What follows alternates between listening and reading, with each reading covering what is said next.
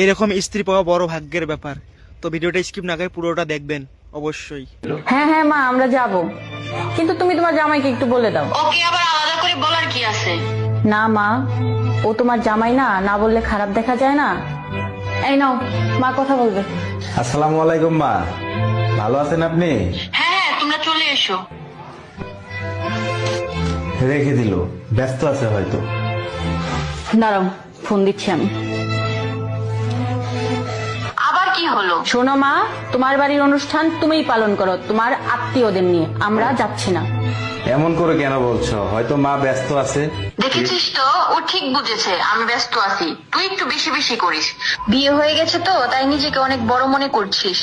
বিয়ের পর বড় হয়ে গেছি কিনা জানি না, কিন্তু আমার স্বামীর মান সম্মান আমি ঠিকই বুঝি।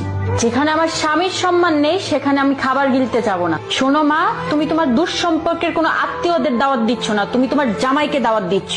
তুমি বাসায় এসে দাওয়াত তো দাওই নাই, তুমি ফোনে ভালোভাবে কথাও পর্যন্ত বলো নাই, কেমন আছে না আছে সেটা পর্যন্ত জিজ্ঞাসা করো নাই। যেই দিন তুমি তোমার জামাইকে সম্মান করতে পারবে সেই দিনে আমি তোমার বাসায় যাব, তাছাড়া তোমার বাসায় পাও রাখবো না আমি।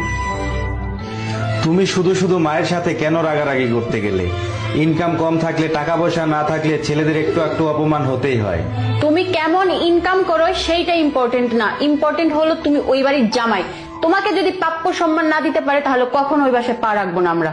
টাকা না থাকলে ছেলেদের সম্মান থাকে না, কিন্তু স্ত্রী যদি পাশে থেকে সাপোর্ট দেয় তাহলে যে কোনো পরিস্থিতিতে ছেলেরা মানসিকভাবে শান্তিতে থাকতে পারে।